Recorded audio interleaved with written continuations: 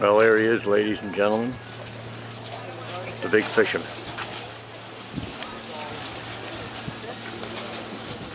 He's waiting for the right time to pull back on his rod. You can see the intensity in his face.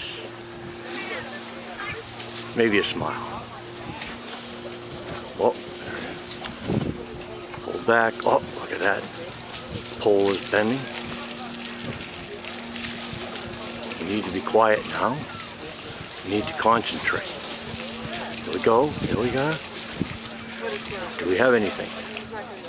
What do you think? Oh, he's got a little tug on that rod. He's trying.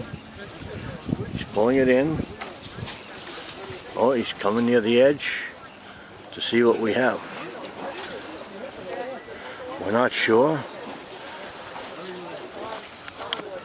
But we think we have seaweed. There we are.